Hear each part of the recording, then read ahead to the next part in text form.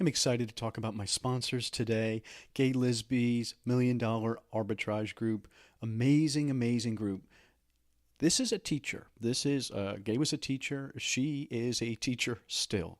You need to learn. This is the type of environment you want to be in because she's going to help you understand why. And I think that's the hardest part of this business is understanding why. Why is the red one popular when the green one isn't? Well, there's usually a reason. And what Gaye does is probably parse that better than anybody, and she'll explain the reasons for those things. I think that's really powerful. Yes, she puts out a list. You're going to get use of that list if you get in the group. Now, here's the deal: the group isn't always open, right? So you get on the waiting list, and you can join the waiting list through my link. Doesn't cost you anything to get on a waiting list. And if you like her service, which I find that most people do, and that's why there's not so many openings, you'll be with her for a long time. And so it's amazingfreedom.com. She's part of Andy Slamon's group. Amazingfreedom.com/momentum, and you're going to get in the waiting list. That's all I can get you on right now. You can use my name and see if that gets you anywhere. But what I like about what they teach in that group are the things that are going on, the current things. I've seen a lot of stuff going on about stores going out of business. Well, here's where an opportunity is. Here's why you want to do this. Hey, be cautious about this. With Toys R Us coming out, you got to think about this. And that's the learning that you need to do. And Gaye is better than anybody else I've seen. So amazingfreedom.com/momentum will get you to the waiting list. Then hopefully can get you in the group, and then you're going to see me in there, and we can chat anytime you're ready. Karen Locker's group, Solutions, the number 4 e-commerce, solutions4ecommerce.com/momentum. It's going to save you $50. Karen's our account manager. We recommend her to everyone because she's done so well for us. I mean, that's quite frankly the reason we've been paying her for the last few years, but she's become an important part of our team. Her and her team are so involved in our account. I just see the emails coming back and forth. Hey, we did this for you. I just saw 2 listings today, and I'm like, wait a second. Why did they show up? I didn't put any listings up. They got set off to the side by Amazon, and they reactivated them for me. You know what I mean? That's the stuff that just happens when you have a strong team, and I can't recommend Karen enough. If you use my code Momentum, Karen pays me. I don't want to hide that. Of course, we all know that. But you're going to save $50, and it's a great opportunity to really, really build out your team with somebody you can trust. That's why I recommend them. So Solutions for e-commerce, solutions, the number 4 ecommerce.com/momentum. It's going to save you $50. Oh, and by the way, she's going to do an inventory health report. Why is that important? Well, guess what? Fees are going up. Is your inventory health number declining like ours is? Well, here's why, and here's what they can do. What I like is I get a spreadsheet from them, and it says, hey, here's a bunch of inventory. Here's what we recommend. And I'm like, yep. Delete, return to us, blah, blah, blah, whatever it is, or destroy, and it just happens. That's what I like. The other thing that I have Karen help me with a lot is creating new listings. We do a lot of the research ourselves. We upload our images, and then boom, magically the listing goes live, and I don't have to worry about it. Those are the services that Karen offers. Can't recommend her enough. Solutions4ecommerce.com/momentum. Save $50. Use my code. You save $50 a month every single month, and it's a great service. Plus, you get that free inventory health report. I think it's a really powerful way. So I'm so excited how many people have been joining her because I see it, and I'm excited because the messages I get from people are saying, hey, this is great. I finally feel like I can focus on something else because Karen and her team are watching this for me, and I highly recommend her. Next up is Sellerlabs and Scope. I almost said it wrong. It's amazing. I mean, it really is amazing when you sit back and think about, hey, I want to get this product up, and it's similar to this product, and that product does well. Well, therefore, if that product does well, they have the right keywords. They have chosen things correctly. So guess what? Use Scope, and you can see all that stuff, and that's what the most powerful thing in the world is, to copy somebody who's done it right. That's what you want to take advantage of that, right? I mean, it's fair to see, and so therefore you could take and apply it to your listing and immediately get that same benefit. That's what Scope does for me. Sellerlabs.com/momentum. It's going to save you $50 on the service. Oh, by the way, it's free to try. So sign up, try it, and say, oh, this is how it's done. Boom. And then the light's going to go on, and you're going to be like, man, I can get my products out there. I just can't wait. Can't wait. Sellerlabs.com/momentum. The other day, I bought another domain. Yes, I bought another domain. It's almost like I'm admitting guilt. But it's because I had an idea, and it was something that was a pretty good idea. I think it's going to go pretty far. And so what do? I go to trygodaddy.com/momentum and save 30%. So domains aren't very expensive. You get a few services. It adds up a little bit. And I usually buy 3 years. I usually buy privacy. By the way, I recommend that too. Buy that. It's not that much money, but when you can save 30%, it makes it that much sweeter. And it makes it easier when you're buying domains, and especially if you buy a bunch of domains. I am a domain collector, and so I do tend to do that. But that 30% makes it a lot easier. And I use GoDaddy because what I like is I can pop in an address I'm thinking, and it'll say, nope, try this version or try this extension. And then boom, there it is. Hey, you better hurry before it goes away. And they're right, And so try godaddy.com/momentum, save 30%. Also, I want to mention about Grasshopper. Who was I just talking to? Somebody the other day, and they were like, oh yeah, I use this company called Grasshopper. I'm like, dude, did you buy it through my link and save 30%? Hello? No, they missed that. So save 30%. It's trygrasshopper.com/momentum.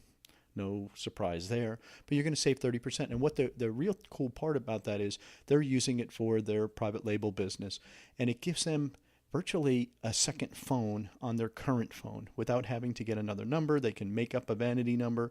They don't have to go and do all the grief and sign long contracts. Pretty easy stuff. And so if you're creating a brand that you want to identify, you want to look professional, you want to look like a real company, Grasshopper's a great tool. It's an app you put on your existing phone, and boom, you now have a customer service department. You now have a sales department. You now have a manufacturing division. You could forward it to somebody else. You can have it go to different voicemails, different departments, and it's all included. So try grasshopper.com/momentum. Save 30%. Welcome to the E-Commerce Momentum Podcast, where we focus on the people, the products, and the process of e-commerce selling today. Here's your host, Stephen Peterson. Welcome back to the E-Commerce Momentum Podcast. This is episode 308, Jeremy Wilson. I love positivity. I love a good story, but I'm also probably one of the few out there saying that life's going to happen to you. Challenges happen in your life, and your ability to push past them, the ability to push through them is what really will help determine your success. Unfortunately, people go through these alone, these tough times. And if you're not surrounded by the right people, not the right group of friends, not the right group of family, it can be very lonely and very, really tough. But Jeremy's a great example of what building those relationships with no expectation. It's not like he built them with an expectation, but when you build the depth of relationships that Jeremy's been able to build, it can pull you through some pretty tough times. And I think he does a great job explaining it. He is going through a huge change in his life. And again, because he's connected with the right people and they are great people, he's going to get through it. And it's just such a cool thing when you're in this world, and this world can just move from West Coast almost to completely 2,600 miles to the East Coast and not skip a beat. That's a very, very cool designed lifestyle business. Let's get into the podcast. All right, welcome back to the E-Commerce Momentum Podcast. Very excited about today's guest. He's going to talk to us about change and the beauty of this business. I use the phrase designing your lifestyle business. So when life happens, as it will to every single one of us, you're prepared and you have the ability to adapt to it. So welcome, Jeremy Wilson. Welcome, Jeremy. Thank you, Stephen. It's fun to be here. Well, it's great to have you because I've been sitting here watching you for the last couple of years. Just put your head down, do the work, and grow, and add on people. And originally, I thought this talk we were going to talk about, and we still will, but I was the premise I was taking was surrounding yourself with the right people and not almost adopting them, but really making them a big part of your life in business, and what that has done for you, because you've got some outliers that you've connected with, and it's made what I would suggest from afar your business life very successful. Is that fair? Yeah, the connections that we make through Facebook and through personal meetings and the conventions and stuff that we go to and everything have really made a huge difference in the way we do things.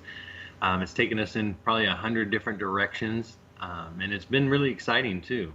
We get through, all these different people that we talk to and different changes and stuff, and I've modified my business I don't know how many times based on other people and contacts that we've made like that. Isn't that like the best part of your business life, is having others that you can say, hey, here's what I'm thinking. You have somebody who's A, has a vested interest in your success, but B, also is walking the walk along with you so they can relate. They can understand all these things because it's complicated, right? If I talk to somebody outside of our business, they're like, oh, just do this. I'm like, well, it's not quite as easy as that because these little factors that I never add. Oh, well, yeah, that would change things. Yeah, no kidding. So when there's somebody who does the same thing you do or walks that same walk, they understand the perspective. And I think that perspective is so important. Right. And I've been really blessed to have partners with Brianna Green and Bob Steele. They've been amazing. And I'm the slacker of the group, obviously. Seriously, I mean, what they do just impresses me all the time. It's crazy. But they're also part of what helps drive me too. Yeah, they are both outliers, so let's be fair, all right? Bob, who is the most humble guy you'll ever meet in your life, never realized the skills that he has in sourcing. He's phenomenal at it, and for him, it's like, oh, it's no big deal. And he's literally looking at you like, really? You think this is impressive? I'm like, yeah, Bob. I talk to hundreds of people. For him, it's just so easy. And then Brianna is one of the most, I don't know, I mean, it just seems to me she is one of the most intense, maybe focused. Whatever she focuses on, she does. I mean, it just doesn't matter to me. And the ability to spin 6 or 7 plates at one time at that level is phenomenal, and she is absolutely an outlier there. Oh, she has an energy level that's so intense, it's crazy. I can't imagine trying to keep up with her on everything. It's just absolutely nuts how much stuff she does, how many different directions she goes. She's amazing at all of it too. It's crazy. It's infectious. You can't hang with her and not be inspired and say, all right, yeah, I'm ready. Let's go do this. Let's take that hill. I could see her in the military life leading a crew over a hill because I would follow her. There's no doubt in my mind. And she would make me follow her. I'd be afraid if I didn't. All right, so let's talk about getting into the e-commerce world. I mean, was this your whole plan in life? Was, man, I can't wait to sell stuff online. This is it. This is going to be it. No, actually, it was something that just kind of happened. When I first started, my brother actually had seen an article in a newspaper saying that the average household has about $5,000 worth of stuff in their house that they don't need. So what we decided to do is we'll start selling stuff on eBay and see what happens. I'd sold on eBay before, just little things here and there, but nothing serious or anything. So when we started this, we both raised a few $100s. So then the idea was to take that money and to create a business with it and to see who does what with it. Rules were you couldn't put any of your own money into it. You had to just use the money that you used starting from selling around the house. And that's what we did. We just took that money and turned it over and over. And so it was a competition for you guys. It wasn't like you were going to create a giant, $1 million business. It was you had to beat him at all costs. Fair? Yep. It was just a game. It was just a game. They talk about those games like, was it Cash Flow Quadrant? And there's a couple other ones that I've seen out there. And using them to inspire kids that have that entrepreneurial mindset. I think that's pretty healthy, don't you? I mean, think about what it did for you. Oh, yeah. Yeah, it's crazy. And like I said, and it was one of those things, too. It just, like I said, it just kind of fell together and it became something, more. That first year, like I said, we started with basically nothing, each one of us just selling around the house, everything. And by the end of the first year, because we actually started on January 1, because it was a New Year's article, I did $46,000, I believe, on eBay. Wow. That first year. He beat me. He did closer to $70,000 that first year. Wow. That's a significant amount of money to sell on eBay. Whoa. Yeah. And basically it just started, like I said, selling stuff around the house. Then we went to yard sales, thrift stores, stuff like that. Just took what money we did make, flipped it. Within about 3 or 4 months, everything we had stumbled upon clothing, everything. And once we stumbled upon clothing, that's where it really blew up. Because before, we would do a few $100s in sales each month, or just finding whatever we could to sell. Once we figured out we could do clothing, we went to JCPenney, Sears, mall stores, things like that. We were buying clearance clothing off the rack, reselling it, and really that's where it blew up. I think that's a very strong point, a pro tip right there. If you try to sell if you try to be the Walmart of e-commerce, I don't care if it's on Amazon, eBay, your own website, Poshmark, it used to be, hey, go wide, not deep. Go wide, not deep. I think that phrase is misunderstood sometimes. It doesn't necessarily mean go product wide. It means within a category, go product wide. So if you're going to sell shoes, don't just sell Nike, one particular shoe that size, right? It's sell multiples of different ones. And I think your example is a really good one, where you found a niche kind of, and then focused in on it. Did that mean that you generally, and this is generally, stopped buying the other stuff that you saw, even though you might have bought it in the past because you'd go there, you knew exactly what you were looking for? I want to see the clothing or shoes, whatever, and that's it? Yeah, once I stumbled into the clothing, that's what I focused on. I didn't go to any more yard sales. I didn't go to any more thrift stores. I basically focused on clothing. I stuck with surfer and skater brands. Nice. And back then, a lot of my business was actually Australia. I shipped probably half of everything I sold to internationally. And that went on for several years until the post office increased their rates for the international. Then the international dropped off a little bit. I still focused on the same thing, but then I picked up shoes, and same thing. I stuck with Vans and Nike, just the name brands. I didn't go anything crazy. I wasn't trying to push a new brand or anything like that. I was just reselling what I could find a deal on at the mall stores. When I started doing that, and I started bringing in more products and more, styles, like as far as coats and hoodies and all this stuff, I was still increasing, but I was losing the international sales pretty big. And then again, a couple of years after that, international sales, for the post office went up again, and sales dropped again. So I got to the point where I lost probably 75% of my international sales just because the shipping became too expensive. So that's actually when I started selling on Amazon. And that was, I want to say 5 years ago. Okay. 5 years ago. Yeah. I was sitting there thinking about, when I think about selling clothing the way you were. So there's two schools of thought. You could go to yard sales and buy clothing that and buy it for a quarter, 50 cents, $1, maybe $5 maximum, and then you could flip it for whatever amount. Or your example was to go to JCPenney's and buy clearance and whatever, and then sell it. When you think about those two models, knowing what you know and knowing what the market is today, I want to make it relevant to today, which do you think is a better path if you want to scale? I would say buying the new clothing, because with used clothing, like let's say you go to thrift stores, you buy used clothing, there's an incredible ROI on it. When you can pick up a shirt for $2 and sell it for $20-$25, it's an incredible ROI, and you can't beat that. But it is a lot of work. Whereas where I was going to the mall stores, going in, and I would buy out 20 of the same shirt. I actually could buy volume, everything. And where I was buying shirts or whatever, and I would buy them for $4 or $5 and sell them for $15 to $20, my ROI wasn't as high or as great as the used clothing, but I could buy in bulk that way. Yeah, and creating that listing takes the same amount of time. So creating a listing with a variation on specifically eBay, well, even on Amazon too, it takes the same amount of time because it's one version, right? One set of photos, put in a little bit of detail, some extra UPC information, some extra, a little bit of size information, and then boom, the listing's up. And if you're doing that one-off and you have to do it 20 times to equal it, now all of a sudden you've got 20 different sets of all that information. It's just, it's inefficiency.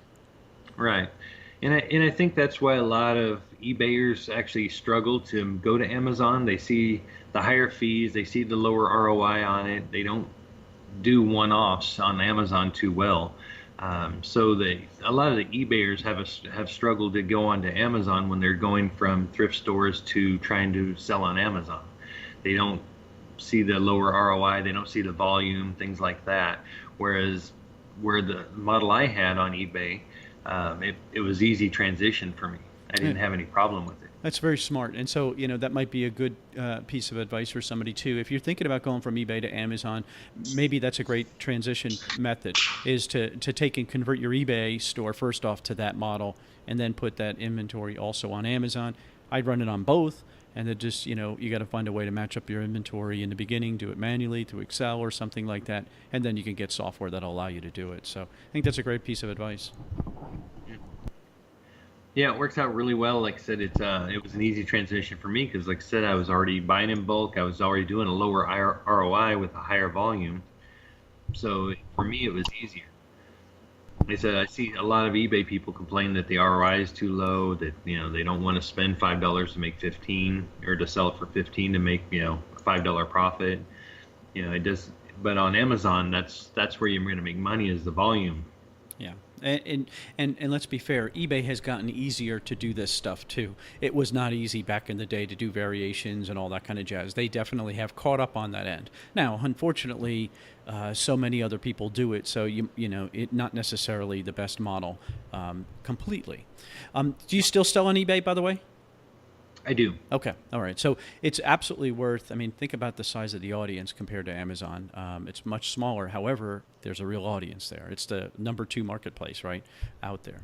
All right. So let's talk about Amazon. So you're saying, hey, I've got this model and I can add it to Amazon. How did you find that out? Actually, I started on Amazon because they contacted me. Oh, wow. So they saw what you were selling. Wow. Yeah. I was actually a big shoe seller on eBay. And Amazon actually contacted me and wanted me to sell shoes on Amazon. So I set up my Amazon account. I started listing all the shoes that I had on there, basically just Vans and Nikes and stuff. Went through, got my listings up, everything, took care of all that. They set it all up, and I didn't get a single sale for 2 months. Oh, that's great. That's very inspiring, after that, right? I went ahead and yeah, I went ahead and canceled my Amazon account, the pro account, dropped it back down to an individual account, which of course then I couldn't sell shoes at the time, so it took out all my listings, everything. And when they contacted me, somebody from that department in Amazon contacted me like a week or so later and asked me about it, and I told them, yeah, I didn't have a single sell. I said I sell 10, 12 pairs of Nikes a week on eBay. I didn't sell a single one in 2 months on Amazon. So he did a little research and found out that my listings never went live. Whoa. Something happened, some glitch. Nothing went live on it. So he convinced me to try it again. He said, let's get all the listings up. Do me a favor, this time send them in for FBA instead of manual fulfillment. Send them into us, everything, and we'll get your listings up and live. And as soon as my stuff started hitting the warehouse, it started flying off the shelves. That's when I knew I was hooked. No kidding. So yeah. It never went live, man. And you wouldn't have a clue, back then, especially you don't know the platform. It's new to you. There's a miss on their part. They should have followed up with you immediately once the store went up, and that's a miss. But the fact that they were progressive and approaching you, I think, is one of the reasons why Amazon's so successful. They understand that. When's the last time somebody from eBay reached out to you? Never. Never. Now think about how many years have you been selling? A little over 10, I think. Okay, a little over 10, and you've heard from 0. Now think about that. Right. That's a clue, right? That's a clue, eBay. If you're listening, that's a clue. Reach out to your sellers. You can help them. When you think about the potential of Amazon versus what you saw the potential for eBay, did you have this expectation? The first week when you started to see real sales on Amazon, was it like, oh my goodness, I could multiply my business as opposed to pick, pack, and shipping everything? Well, I was so used to it at that point. I'm selling $100,000 on eBay each year. Actually, like 98 to 100,000. I mean, I was right there, right on the edge of hitting of six figures each year. I was right there. So I was always used to packing and mailing every day. Didn't bother me. When I went to Amazon and when the sales took off like that, I realized that when I don't have to pack and ship them like that, I could really ramp this up. And it was one of those just light bulb moments where you start seeing everything of the potential of everything. Now I knew I didn't want to do clothing on Amazon. I still did shoes at the very beginning, but as soon as I started selling on Amazon, that's when I started branching out, and I started selling toys and grocery. I started selling household goods. I started selling everything once I hit that. I think that's another good point. Is I like the idea of doing that because you kind of figure out what you like. Are you still selling in all those categories today? I am. You are. Are you still? What's your dominant category? Right now, I'm working on pushing household. Okay, so household, kitchen decor, things like that. And can I ask you why? It's what I like. Okay, right. And I've always been a person who sells what I like. If I don't like it, I don't sell it. I sold shoes for years. I don't sell Crocs because I think they're ugly. Well, I think that's a good statement, though, is that you gravitate towards what you like if you're looking to do it long term. That's where I was going with it. I think that's a perfect example. You sell a whole bunch of things, and then something's going to kind of fit for you, right? I mean, if you look back, thinking about what you've been selling, I mean, if you are honest, is kitchen and home really your category then, too, when you think about it? I think so. I think that seems to be where I gravitate more towards, and that's what I like, and that's seems to be where more of the passion is on it. I think you actually get a larger advantage when you actually like your products. I mean, there's always the people who say, I don't care what it is. If I make money, I'll sell it. But if you don't like the product, there's really just no drive behind it. You know what I mean? Yeah. You don't really care for the product or whatever, and it's like, okay, you just send it in because it sells, and that's fine. You do make money, but when customers have questions, or if you want to build a listing, you're just kind of going in half-heartedly because you don't really like the product or anything. I think the passion really helps drive the better products.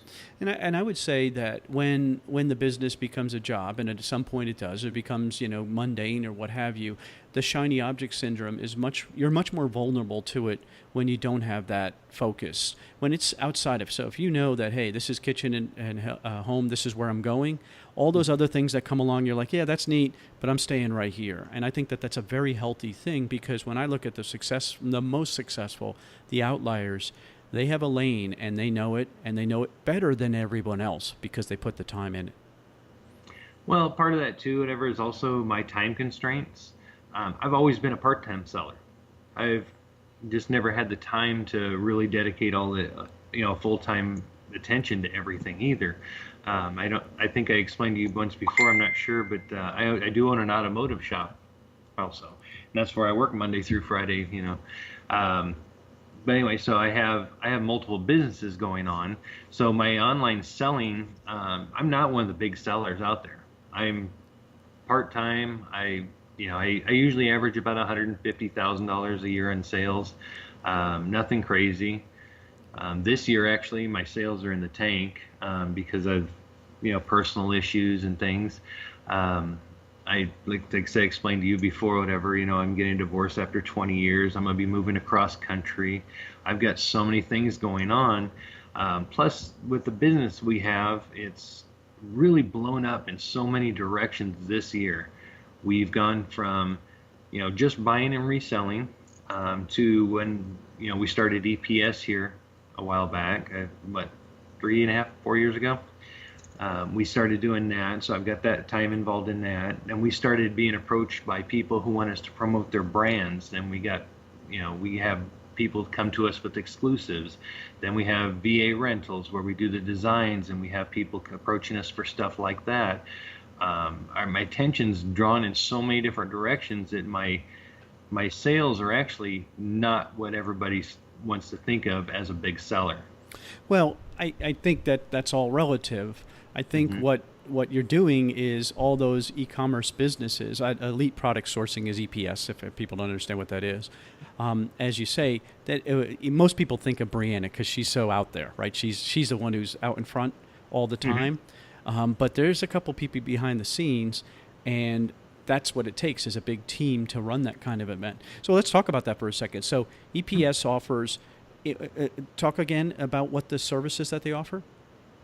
The EPS, that's the one we started. Basically, Brianna and Bob and I, we got into a sourcing group, and it was pretty bad. So Bob had hired a VA himself, everything, and we were going to split the VA, and we left that group. Well, that group just died off really badly, and we had people contacting us saying, hey, where did you guys go? What are you guys doing? What group are you guys joining? And we said, we're doing our own thing. And then people wanted in on that. So then we brought them in, and they were sharing the cost of the VA, and then pretty soon more people were asking us to help, and it was just a short time, probably within a few weeks, we're like, okay, let's just do this. So we founded EPS, or Elite Product Sourcing. We started hiring more VAs. We started building groups. Next thing you know, we've got 25 VAs running. We had sourcing groups, we had email groups, we had mastermind groups on Facebook. It was just all over the place all of a sudden. Every month, whatever, we had, a lot of subscribers, a lot of people just wanted single purchase, lists and things like that. So it really just kind of blew up, and it wasn't anything we planned. It just all fell together. Well, I don't know that it fell together as much as, because what I've seen, like I remember when Leron was in a sourcing group, he was the biggest contributor. He was the guy, you could just tell, he was like the outlier. And when he left and started his own, he sold it out in like 2 hours because everybody knew that he was the outlier in that group at that time. And so people were attracted to that because you contribute. So my bet is, looking back at it in that other group, and I don't mean to disparage anybody in any way, but you guys probably contributed the most. I mean, I think of Bob Steele contributing what his mind would do for a sourcing group. He'd be like, yeah, that's good, but what about this and this and this and this and this? I see him in tactical arbitrage, and I'm thinking, Jesus, this guy had never used that software before, and all of a sudden he's contributing so much back in the day. So I think the outliers, I think that's a natural. If you are an outlier contributing the most in a group, you should start your own sourcing group. Not that I want to see other ones get affected, but it's the real world, because that's what, people are attracted to that. That's not unfair. So when you think about where you ended up, does it look like it was a path? If you went back and looked at it, I'm sure it was a zigzag, but realistically, it's probably a straight line, Jeremy. No. I bet you it is. I bet you there is. No. Here's what I mean by that. There probably is. Ability-wise. Ability-wise, outliers are straight lines. They move all over the place because they're trying to find their lane, so it looks like they're jumping around. But realistically, when you look back, it's more straight than zigzag. Yeah, like I said, it's been so crazy. Just all the different stuff we've done and all the stuff we do. Like I said, we started EPS, the Elite Product Sourcing with EPS. We started doing sourcing groups. We started doing custom sourcing. We started doing XPaths for tactical arbitrage. We started doing just kind of everything that people were asking us for. Then we started VA rentals, and we started doing the design, the merch, the POD stuff, and that's kind of gone nuts too. Over the last 3 years or so, we've done, I want to say we passed the 25,000 design mark here not too long ago. That's incredible. We started doing that. Then, like I said, it's, we start getting approached for people. Hey, can you do my Facebook logo? Can you do, my icons for Gumroad? Can you do all these different things? Whatever. We did some website design. We do. It's just kind of crazy all the amount of things that people want us to do, and we try to make it happen. We've got the people, we've got everything in place to do it. So we get a lot of custom requests too. So we get going in all these different directions. And then, like I said, this last year, then all of a sudden people are coming in saying, hey, you know what? I want to promote this brand. Can you help me with that? So we start looking at brand promotions. Then we got people coming up to us with exclusives for their products. And then we had another gentleman come up with us. He had a really popular clothing line in the 90s, and he wants to bring that back. So we're working with that.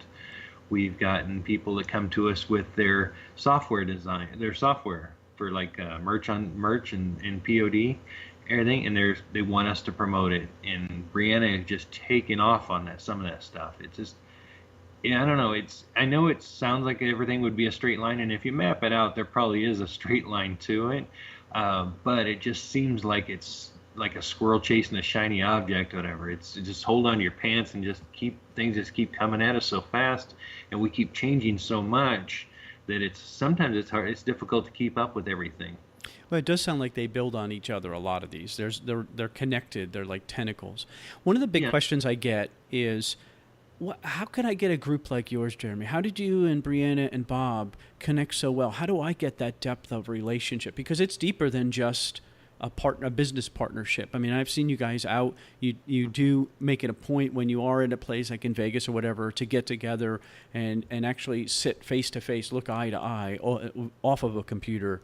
How does it work for you guys? What makes it, if you could think about some of the key things, and then how do you attract others like that? Jeremy, that is. Yeah. Well, I mean, the best way to start them off everything is just to basically chat within Facebook and try to start mastermind groups, as far as just a group of friends that get together that all kind of like-minded. You start putting people together, and pretty soon you'll realize who clicks with who. And with Bob and Brianna and I, there was just something else there where we just clicked really well. We all fed off each other very well. What Bob knew, what I knew, what Brianna knew, all complemented each other. It really just melded together really well with the three of us, to the point where it's like, okay, it's us. We're a group now. We're going to do our thing. I think that's a good point. So when you're you're almost finishing each other's sentences because you're building off of this idea, and it gets bigger and bigger. Mm-hmm. Those are things that are very good clues, right? That success leaves clues. Those are very good clues that this relationship could work. Right. And when you get, you can get people together, and you can push two people together that are, big people in the industry, things like that, or, just, what you think are like-minded people, but you won't actually get along, but, you may have complementary, talents and things like that, everything. But once you hit a certain spot where you realize that that these people click together, you can build something special. Yeah, that's a big point, right? So if you're not getting along with somebody, if you're just not working, okay, just move on. That's a clue that partnership probably won't work. And that's okay. Not everybody does get along. Find those people that you do work well with, because you want to go the long game. I mean, when you got together with these guys, did you think you had no clue it would ever get to this level, correct? Yeah, at first, like I said, we were just going to split a BA between the three of us. We had no idea it was going to be something like this. Oh, I love it, love it, love it. This is one of the biggest questions I get about there's the clue. That's what it takes to put together a group. The other thing you have to do is you have to contribute, don't you, Jeremy? You just can't, suck off of Bob and Brianna's ideas. You've got to contribute too. Yeah, it is. Everybody has to contribute. Everybody has to put in. If you don't, basically, you'll. And it's not that everybody's going to resent everybody else, but there is a level there where you start resenting people that don't contribute. They're just there to take the information. They're just there to, pull off of everybody else without putting anything back into it. And I've been in groups like that before. You'll get a group of like 10 people, call it a mastermind group or whatever. And you'll find out that there's like 3 or 4 people who are the active people. They're the ones contributing everything. And you always get 3 or 4 people who basically don't do anything. They don't contribute to it. They just kind of complain sometimes, and it's not that you don't like them or anything like that, but after a while you're like, why do I keep doing this in this group? Why do I keep pushing the group, everything, when I'm not getting anything from these other people? Basically I'm just giving them everything. Yeah, relationships aren't one-sided. Right. Okay. And it happens a lot, and that's why a lot of mastermind groups break up. That's why a lot of smaller groups and stuff don't make it. It's not an equal type of thing. Whereas once you realize what people you do click with, you got to go do your own thing with them. And it's not anything to do with even contributing. Sometimes it's just a personality thing. It could be anything, but once you find somebody you really click with, it's something you got to chase after, because that's what can turn into something special. Yeah, I always say to have friends, you've got to be a friend, right? And that's really important to maintain that. And through thick and thin. I mean, sometimes I'm not on, and so, that's not good, but, that's when a friend can help pull you up, and I think that's very valuable. Mm-hmm. All right, so let's talk about this. You're pulling up stakes, and you're moving 2,000 miles, pretty much, 2,000 and change? I want to say it's like 2,600 miles, yeah. Yeah, 2,600 miles. And yet, your e-commerce and your services business, Mm-hmm. can move with you. Yes. Yeah, everything goes with me. I get there, I hit the ground running. I don't have to worry about, I need to find an office, I need to find this. I don't have to worry about looking for a job or anything like that when I get there. I mean, everything's in place, everything travels. Now, think about designing a life. If you were working for a company, you generally, unless they happen to have a location where you're going, it isn't happening. You got to start over again. You got to start from the bottom on that new company. You've got to start, relationship. I don't care if you start at the CEO. You just got to start at the bottom relationship-wise with that staff, right? You got to start all over again. So for you, there are two big benefits here. One, your business is seamless and just moves across. Two, your business partners and friends, you're able to connect with more, being towards the East Coast. That's a powerful. Because, pause for a second here. You're going through a divorce. I always say to people, that's a death, right? Because this was a marriage. This was, that was something, and now it's a death. And you're going to mourn that, but you're going to be surrounded by friends. That's very, very powerful. Yeah. I was married for 20 years, and it was just, things had kind of started sliding downhill for a couple of years, last few years, and we just grew apart, and the last several months have been pretty bad. So it was just a point where, it's time to do this. So, divorce is going to happen. I'm still in the process of that, of course, everything. I am still packing up the house, and I'll be leaving here on the 31st. So technically I'll be homeless in 2 days. But yeah, it's one of those things. It just happens in life. But how important is it that you have that, not just the business, those relationships, because they're deeper than just a business partner, aren't they? Yeah, it's really amazing how supportive everybody is. Like as soon as I, said, hey, I'm gonna move to the East Coast. I don't know where yet, and Bob's like, yeah, I got a place here. You're welcome to stay here. Brianna's like, yeah. If you want to show up here, whatever, we got, we're gonna hollow out the automotive center we had and everything, turn it into a warehouse. You can work out of that. We'll figure out where you're gonna live. I don't know yet, but we'll figure it out. But everybody has been really helpful and and supportive over everything. Well, but that didn't just happen again by mistake. That's a design. Not that you planned the divorce. I don't mean it that way, but the friendship to be deeper. Okay.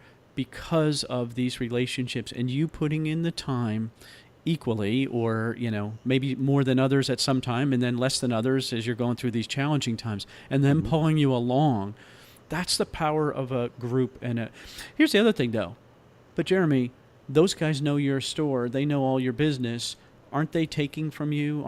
Isn't your stuff at risk because of that? No, not at all. Actually, Bob, Brianna, and I, we even have the passwords to our accounts on a Google Doc. There's nothing that I do that they don't know about. There's nothing I sell that they don't know about. If there is, because they haven't been paying attention at any point, my password and everything is on a Google Doc. They can look it up and just access my accounts. I have complete trust in both of them. I have no problem with them accessing every bit of information I have. So let me which ask. is Oh, go ahead. another odd thing in this community. Everybody is so protective of their storefronts and so protective of everything. It really is an oddity, and I've talked to other sellers about it who are just like absolutely astounded that I would give that kind of information to somebody else. But I have the same access to Bob's. I have the same access to Brianna's. We actually have a secondary account that we use between us that actually has access to all three accounts. It's kind of crazy the amount of trust there is between the three of us. Yeah, but let me tell you though, let's just pause for a second and think about this. You're going through a tough time, and yet they're there for you because of Yes. That's the miss for people. I get it. For some people, it's all business, and I understand that, and that's cool for them. But for some of us, it's more than that. It's the rest. To me, I always say this: is that our business life and our personal life are so intermingled at this point. Sometimes I don't know when one ends, when the other begins. But that to me is that's a benefit. Because it doesn't feel pressure. I don't feel like I've been traveling for the last, I think it was like 6 or 7 days. Honestly, I haven't been back, and this is the first day I'm back. And yet things just went and happened. And yet I was able to come home, and actually I didn't come home, went to my kids. And it just the world kept going, and our business kept going. To me, that's designed. So this depth of relationship that you've got, I think there's another big lesson for people. That's what it takes to be able to have somebody there for you, really there for you when you need them, because you will need them. Mm-hmm. Your life is going to happen. I don't care who it is. Life is going to happen to all of us through marriage, death, birth, fires, floods, poor people in Ellicott City, right? Floods, all that kind of stuff. Life happens. Yeah, like I said, there's a friendship and a trust there between the three of us that a lot of people don't have in this community, and that's actually what makes our group special, and probably what drives a lot of it. With the trust too, it's kind of funny because like when we were in Vegas, when we had met up, I called Bob that afternoon and said, "Hey Bob, I found a product. You want in on it?" He goes, "Sure. How much is it?" And I said, "I'm gonna spend about $10,000." He goes, "Okay." He didn't even know what it was. He didn't. He didn't care. He was like, "Okay, you say it's a good item, we're golden." So he's got stuff, and I had it delivered to my house. I built the shipment, everything else. I sent it into his account because I have access to his accounts, everything. And I'm still not sure he knows what it is. But isn't that cool for him, right? He wins, you win. Oh man, I love it. Love it, love it, love it. Yeah, it's kind of nuts. Yeah. When you think about your biggest strength, because I kind of know what Bob's and Brianna's is, what do you think yours is? What would they say yours is? That's even a better question. Mine is probably management. Would they say that? I don't know, to be honest. But as far as business and stuff, I can pull stuff together. I can pull ideas together really well.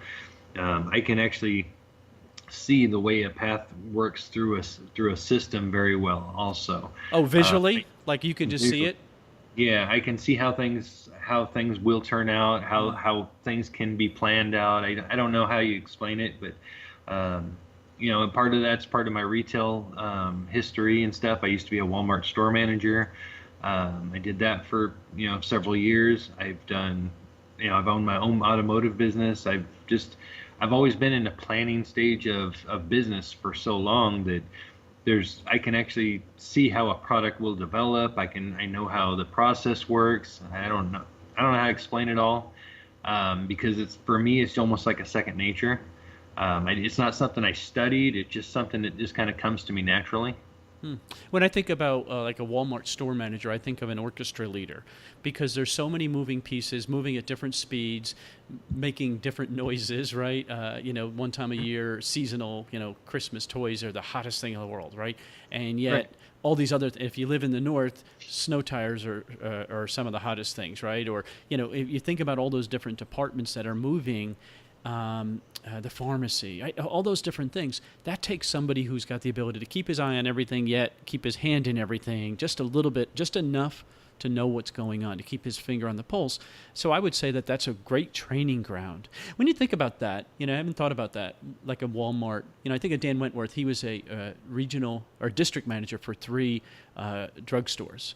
and it's given him the ability to handle, tasks, high-level people across the country for his business. When you think about Walmart and the work that they trained you to do and the skill sets that you learned there and mastered, is that a easily transferable skill to this business? It is, and a lot of it is because, well, they run you through a training course at the beginning when you first go into the management program and stuff, everything, and I believe it's supposed to be 17 weeks or something, and I completed it in about half the time.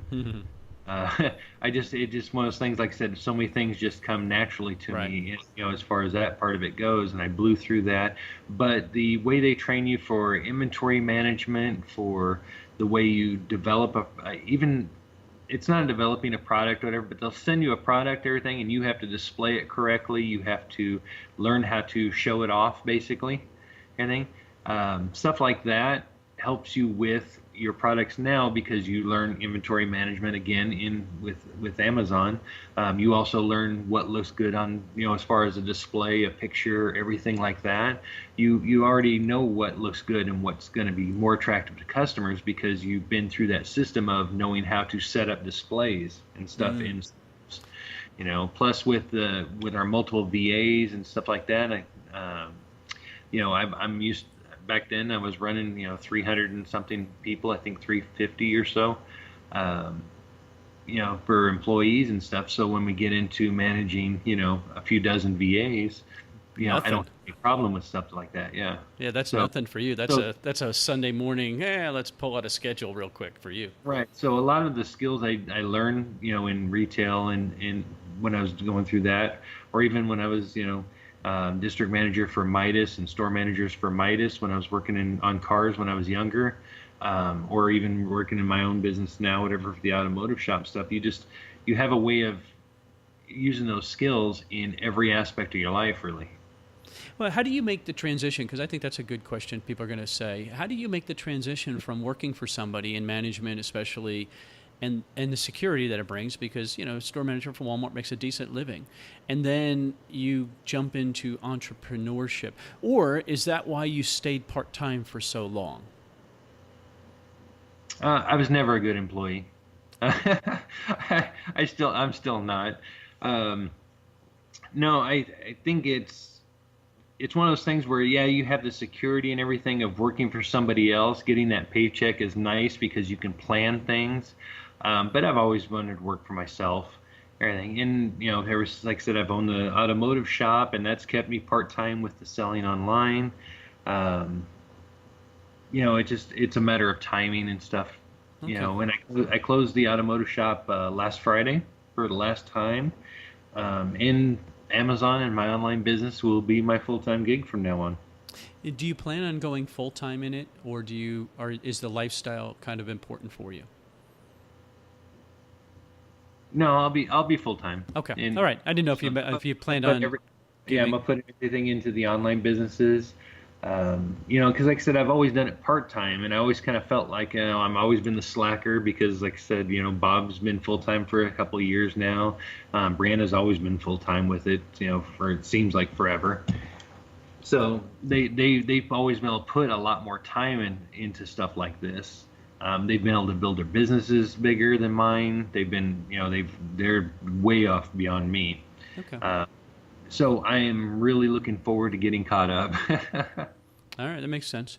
What do you think about, your personal habits? Because one of the things that you had a discipline. You had to be efficient, as you said earlier, because you only had limited time. You had time constraints. Well, you don't have them anymore, Jeremy. How are you going to manage that? I still have time constraints, everybody does. You still only get 24 hours a day. Part of, I don't sleep a lot, as far as that goes, just because I've always got so much going on, and I don't plan on that stopping, to be honest. Okay. When I get to, get across country and I get there, I've got so much to get caught up on. I can't even imagine all the stuff that I've got to get caught up on the merch side and the POD, with the VA rentals and stuff. Plus my own business. I actually ordered some pallets to get sent over there last week. So I've got merchandise ready for me when I get there. I'm gonna hit the ground running, and I don't think I've ever had any problem, finding the drive to keep moving every day. Does it feel right, this whole thing? I mean, I know, again, you're going through a tough time closing and walking away from the automotive business can't be, none of that can be easy. None of this description. I mean, I know it's a little bit of an adventure for you, but realistically, deep down, this isn't easy. But does it feel right? Yes and no. I mean, okay. It is a sad chapter. Like I said, you get a divorce after 20 years. Basically, I'm leaving with nothing. I'm going to pack the car with what fits in the car, and that's all I'm taking. I'm taking all the debts, all that stuff's everything. So I'm actually leaving in the hole. So it's one of those things where I'm like, dude, it's just money and stuff. She can have all the stuff. I signed over the automotive shop. I signed over everything. It's just stuff. I don't care about any of that. I've always been able to take care of everything myself. I can get more money. I can get more stuff. That's the easy part. Finding happiness. Yeah, what would that look like for you? I was going to ask that question. What would happiness look like for you? To be honest, I think it's just basically being able to do what I want again. Freedom. I've been so constrained with everything for so long that the idea of some freedom, everything, which I don't mean to I'm leaving a marriage to get freedom or something like that, because that's not really accurate, because people that are married and happy and everything, there's a lot of freedom there, and you can do stuff with your spouse and stuff. But I mean, every day, between my online business, between the shop, between the marriage, between everything, whatever, I work 16, 18 hours a day. I have a schedule kind of, where I'm gone from, 7 a.m. to 6 p.m. Monday through Friday. Every day on the weekends, I've got a certain amount of time planned for everything I can do. It's one of those things that'll be really different to be able to say, okay, you know what?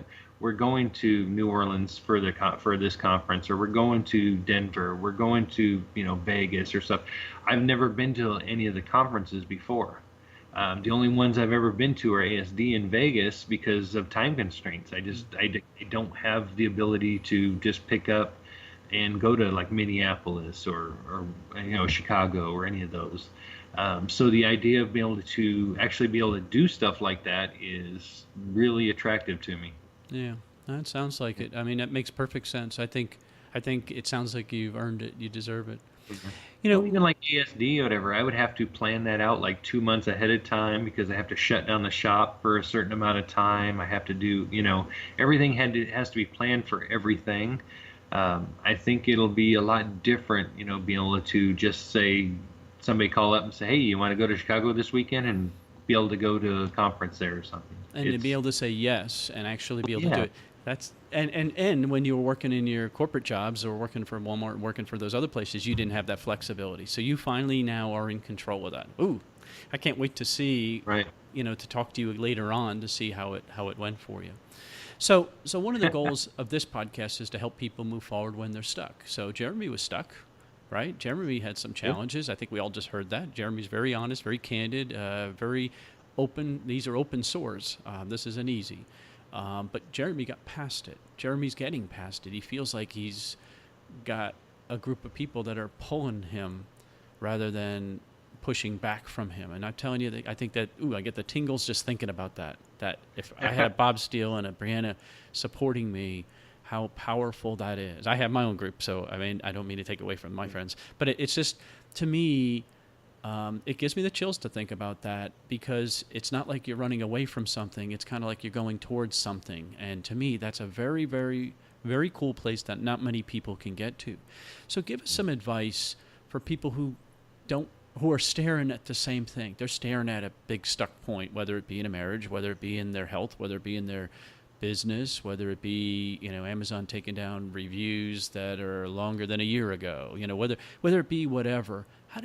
What's your advice for helping them push past that? Honestly, everybody has to find their own path to things, but I think what you have to do is you have to learn how to chase an opportunity. like for right now, whatever, where I'm headed right now, whatever, there are so many doors open to me, so many opportunities available. I don't even know which ones to take, to be honest, because I mean, there's so many things that I can do at this point. I think when you're stuck, you have to start looking at what makes you happy, what makes you unhappy. Obviously, you chase the happy. That's You good go in advice. when you're going that direction and everything. But you actually have to find what drives you. You have to find your passion. If you find something that you really are passionate about, that you just absolutely love everything, that's what you got to go after. You got to make that work. Unfortunately, sometimes that means you leave other things in your life that maybe meant something to you, and that does happen. It's just part of life, everything. But you have to go after what makes you happy and where your passion is. There's nothing more important than the happiness of, I don't know what you want to call it, bliss maybe. But you have to chase your own dreams. Love it. I love that one. Learn how to chase an opportunity. That's powerful, dude. Yeah. All right. So if somebody wants to follow up, best way to get in touch with you? Honestly, picking me up on Facebook. I'm in any of our groups, the VA rentals, the elite product sourcing groups. You can just message me directly. Jeremy Wilson. I'm in a lot of the groups, not all of them. I actually had to drop a bunch of the groups this year because just the negativity in so many of them was getting to the point where it's like, dude, you don't learn anything in this group. I'm just dropping it, and this group is just nothing but complainers. So I dropped them, and I actually left a lot of groups this year. Well, you don't need that, especially, you're ultra sensitive. You're going through all this stuff. You don't need that negativity in your life. I think that's a very healthy thing to do. I'll put the links for Jeremy's stuff there. But, and Steve doesn't benefit in any way, but Elite Product Sourcing, they have a tremendous amount of tools. And here's the key. They've been doing it for a while. I look at these businesses over time, longevity. You see people come and go. We all see them. They pop up and then, boom, they're magically gone. Well, guess what? That's because they didn't follow through on what they promised, right? But I watch these guys over time, and the reason that they're expanding is because people are saying, wait, you've done this for me. Could you also do this for me? These are alsos. And you heard Jeremy talk about all these extra benefits. So Elite Product Sourcing, I'll put links to their businesses. And, I tell people all the time, you've got to find the group that's right for you. Find the people that you fit with. That matters the most, because that's the long game. I mean, look at this. Look at Jeremy and Brianna and Bob. There's a reason that they've connected so well, because it's a long game and they're consistent. And so I just think that's so powerful. Jeremy, man, go ahead. With Elite Product Sourcing, we started that, and there wasn't a whole lot of those groups around, and there wasn't a lot of those services around. It's been around a lot longer than most of them. Same thing with the VA rentals. We started that up as far as the merch and the POD. And that's been around longer than just about anybody else also. Well, there's a reason, though. I mean, we've been doing both for years. So right. You wouldn't be there still unless you were doing it right. And so that's my point. Right. That's what I look for. I look for longevity and consistency. Anybody can do something once. I want to see it again and again. And you guys have done a great job. So I'll have all those links for you. Jeremy, and I wish you nothing but success. I know you're going to find it. You've already found it, but you're going to find it again. And to me, this surrounding yourself with a group of people in business and in life at a deeper level is why. And so, man, I just applaud you, and I look forward to talking to you again. Thank you so much. No problem. Thanks for having me. Great guy. Tough story. But he was very candid and very open with it. And these are raw wounds. So that's not easy to do. I don't know that I would make it through without getting choked up, to be honest with you. He definitely gave me the chills a few times. And again, knowing Bob and Brianna so well, they're the perfect people to be with. Both of them will build you up. They're not taking you down. They're going to build you up. And those relationships are so powerful. I'm lucky. I'm fortunate to know him. I'm not quite at the level he does, but man, they make my life better. So find those people. I think Jeremy's advice was really good. Join a group, and you're going to figure out who you click with. And if they're willing to work as hard, if they care as much about their business as you do yours, if you have the same values, personal values, those are important. If you have the same goals and ambitions, that might be the first part of your group. so you can get to this level of relationships. ecommercemomentum.com, ecommercemomentum.com. Take care. Thanks for listening to the E-Commerce Momentum Podcast. All the links mentioned today can be found at ecommercemomentum.com under this episode number. Please remember to subscribe and like us on iTunes.